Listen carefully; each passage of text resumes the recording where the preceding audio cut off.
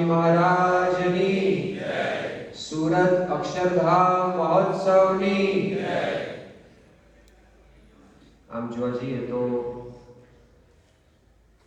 જ્યારથી આ બ્રહ્માંડની ઉત્પત્તિ થઈ ત્યારથી અત્યાર સુધીમાં ઇતિહાસની અંદર કદાચ કોઈ ધર્મની અંદર, કોઈ સંપ્રદાયની અંદર, કોઈ દેશની અંદર જો કોઈ એક ધર્મગુરુએ પોતાના કાર્યકરો માટે આટલો ભવ્ય અને દિવ્ય ઉત્સવ કર્યો હોય તો એવી ઘટના કદાચ ઇતિહાસમાં પહેલીવાર 7મી ડિસેમ્બર 2024 ના બની, જ્યારે મહંત સ્વામી મહારાજે કાર્યકર સુવર્ણ મહોત્સવ જેવો ઉત્સવ એક કાર્યકરો માટે ઉજવ્યો. એનું કારણ શું?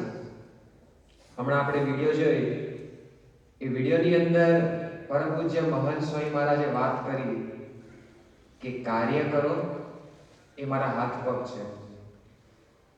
કારણ કે એક ઈશારો થાય સ્વામીનો, એક સંદેશો આવે, એક પત્ર આવે અને આપણે બધા જ એક સાથે યાહોમ થઈ જતા હોઈએ છીએ. 81 ની અંદર ભગવાન સ્વામિનારાયણ દ્વિશતાબ્દી મહોત્સવ થયો. 85 ની અંદર ગુણાતીતાનંદ સ્વામી મહારાજનો દ્વિશતાબ્દી મહોત્સવ થયો. 92 ની અંદર યોગીજી મહારાજ શતાબ્દી મહોત્સવ. 2007માં સંસ્થા શતાબ્દી મહોત્સવ અને 2022માં આપણા ગુરુ પ્રમુખ સ્વામી મહારાજનો શતાબ્દી મહોત્સવ. પણ આ દરેક ઉત્સવની અંદર જો ઉત્સવ શોભાડવાનું સૌથી મોટું શ્રેય કોઈના શિરે જતું હોય તો એ કાર્યકરો ઉપર. કારણ કે દરેક સમયે, દરેક સંજોગોમાં, કપરી પરિસ્થિતિમાં પોતાનું બધું જ છોડી અને આ ઉત્સવને શોભાડવા હર હંમેશ કાર્યકરો સજ્જ થયા છે. એટલે આજે બીએપીએસ માટે એક કહેવત બહાર પડી છે. લોકો કહે છે કે આજે બીએપીએસ નો જમાનો છે. લોકો કહે છે કે આજે બીએપીએસ નો જમાનો છે, પણ એમને ક્યાં ખબર છે કે બીએપીએસ પાસે આવા કાર્યકરોનો ખજાનો છે. અને એના કારણે આટલા સરસ કાર્યક્રમો બધા થતા હોય છે.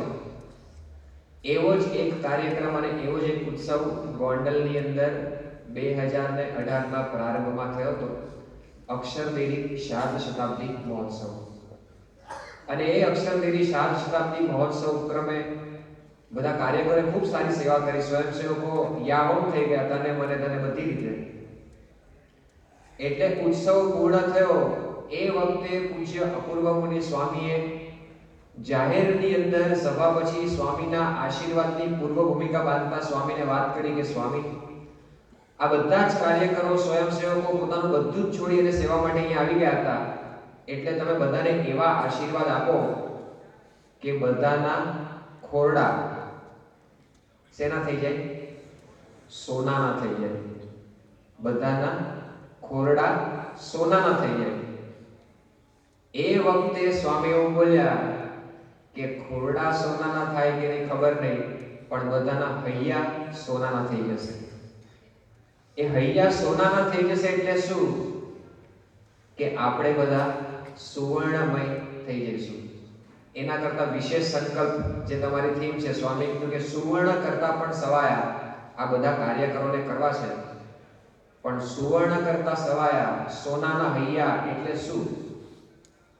કે આપણે ભ્રમરૂપ થઈ જઈશું, આપણે એકાંતિક થઈ જઈશું, સત્પુરુષના ભાવને પામી જઈશું. જીવનની અંદર કોઈ પ્રશ્ન જ નહીં રહે.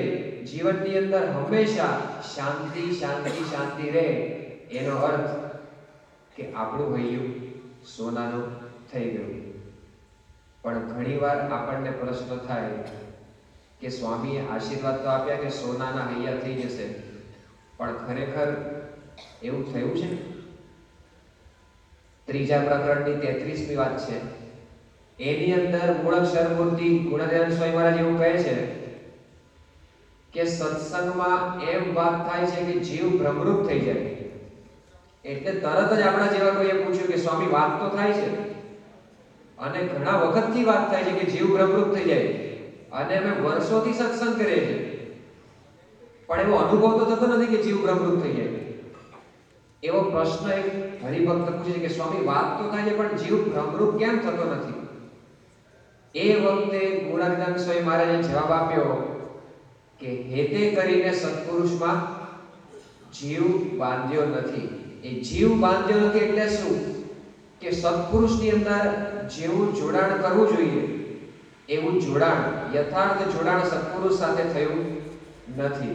એના કારણે જીવ બ્રહ્મરૂપ થતો નથી. નિષ્કુળાનંદ સ્વામીએ એમના પદોની અંદર કહ્યું છે કે માનો મળી છે મોટી વાત, હાથ આવી એમ હાર જોડે, કરી જતન દિવસ રાત, સૂતા બેઠા એ સંભાળ જોડે. નિષ્કુળાનંદ સ્વામી કહે છે કે આપણા હાથની અંદર જે વાત આવી છે ને એ વાતને તમે સહેજ પણ ભૂલતા નહીં અને રાત દિવસ તમે સંભાળી રાખજો. એ કઈ વાત? કે આપણને કોણ મળ્યા છે. જો આપણને આ વાત હાથમાં આવી અને પકડાઈ ગઈ તો સ્વામીએ કીધું કે જીવ બંધાઈ ગયો, જોડાણ થઈ ગયું એટલે બ્રહ્મરૂપ થઈ જવાશે. બ્રહ્મરૂપ થવા માટે કોઈ મોટામાં મોટો અને સારામાં સારો ઉપાય હોય તો એમની જોડે જીવ બાંધવો. અને જીવ બાંધવા માટેનો શ્રેષ્ઠ ઉપાય શું છે? એમનો વિચાર કરવો કે આપણને કેવા પુરુષ મળ્યા છે, કેવી પ્રાપ્તિ થઈ છે. રોબિન્સવિલની અંદર અક્ષરધામનું ઉદ્ઘાટન પૂજ્ય મહંત સ્વામી મહારાજે કર્યું. હવે આપણને બધાને ખબર છે કે કેવી પરિસ્થિતિની અંદર રોબિન્સવિલની અંદર અક્ષરધામનું ઉદ્ઘાટન થયું. આપણને કારીગરો મળે નહીં. ત્યાં આગળ સરકારના કાયદા એવા, એના પ્રશ્નો આપણે ફેસ કરતા હતા. આપણા પાસે કોઈ સ્કિલ્ડ લેબર નતા.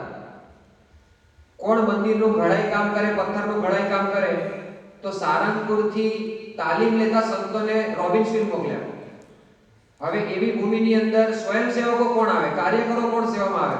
તો સ્વામીએ એક હાકલ કરી અને અમેરિકા જેવા દેશની અંદર 12,000 સ્વયંસેવકોની ફોજ ઊભી કરી દીધી. તો પણ બધાને એવું લાગતું હતું કે 2027 ની અંદર મંદિરનું ઉદ્ઘાટન થશે. સ્વામી કે 2027 નહીં, મારે 2023 માં જ ઉદ્ઘાટન કરવું છે.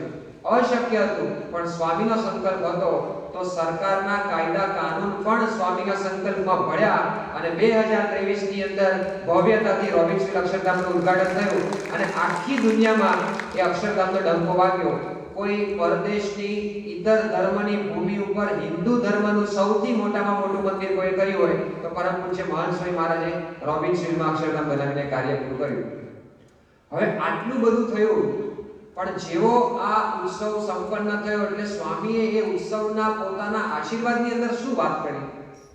સામાન્ય રીતે આપણને એવો વિચાર આવે કે આપણી જીત થઈ, ભગવાન આપણા પક્ષની અંદર ભળ્યા, અશક્ય કાર્ય શક્ય થયું.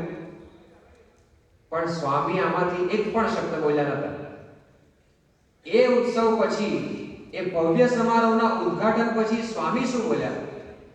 સ્વામીએ વાત કરી કે બહાર અક્ષરધામ થઈ ગયું પણ હવે અંદર અક્ષરધામ કરવાનું છે. બહારનું અક્ષરધામ તો આપણને બહાર ખાલી અહોભાવ ઉત્પન્ન કરશે, પણ જો અંદરથી હર હંમેશ અહો થયા કરવું હોય, અંદર અહોભાવ ઉત્પન્ન કરવો હોય, અંદર શાંતિ અને સુખ જોઈતા હોય તો એના માટે સ્વામી કે આ અક્ષરધામને અંદર લઈ જવું પડશે. એ અંદર અક્ષરધામ કરવાની વાત આટલા મોટા ઉત્સવ પછી સ્વામીએ કરેલી. એ અંદર અક્ષરધામ કરવું એટલે શું? કે પ્રાપ્તિનો વિચાર કરવો. સ્વામીની વાત છે પહેલા પ્રકરણની પહેલી વાત. એમાં સ્વામી વાત કરે છે કે ભગવાન અને સાધુના મહિમાની વાત નિરંતર, કોઈ પણ પ્રકારનો અંતર રાખ્યા વગર નિરંતર મહિમાની વાત કરવી અને સાંભળવી. પણ એ વાત કર્યા પછી છેલ્લે સ્વામી એવું કહે છે કે તમે ગમે એટલા સાધન કરો, તમે ગમે એટલા ઘરે સંપર્ક કરો, તમે ગમે એટલા લોકોને સત્સંગની અંદર લાવો, પણ જ્યાં સુધી આ મહિમાની વાત નહીં સમજાય ત્યાં સુધી જીવ બળને પામશે નહીં. જીવમાં બળ પામવા માટે એકમાત્ર ઉપાય એ આ મહિમા. એ મહિમા એટલે પ્રાપ્તિનો વિચાર. લગભગ અહીંયા બધા જ હું ધારો ત્યાં સુધી સંપર્ક કાર્યક્રમ અત્યારે આપણે ભેગા થયા છીએ. હવે તમને આશ્ચર્ય થશે, સંપ્રદાયની અંદર સૌથી પહેલા સંપર્ક કાર્યકર કોણ હતા? કોઈને ખબર? અખિલ સ્વામિનારાયણ સંપ્રદાયની અંદર જો સૌથી પહેલા સંપર્ક કાર્યકર કોઈ હોય ને તો એ અલૈયા ખાચર હતા. કારણ કે અલૈયા ખાચર એવું કહેવાય છે કે એ જમાનાની અંદર લગભગ 5000 જેટલા લોકોને સત્સંગ કરાવ્યો. બરાબર છે? કદાચ આપણે એટલો સંપર્ક નહીં કર્યો હોય, પણ અલૈયા ખાચર અખિલ સ્વામિનારાયણ સંપ્રદાયમાં અનઓફિશિયલ પહેલા સંપર્ક કાર્યકર હતા. પણ આપણને બધાને ખબર છે કે પરિસ્થિતિ શું થઈ. આટલો બધો સંપર્ક કરાવ્યો, લોકોને સત્સંગની અંદર જોડ્યા, પણ એમનો જીવ બળને પામ્યો નહીં જો ભગવાન અને સાધુનો મહિમા નહોતો થતો અને સત્સંગમાંથી પાછા પડ્યા.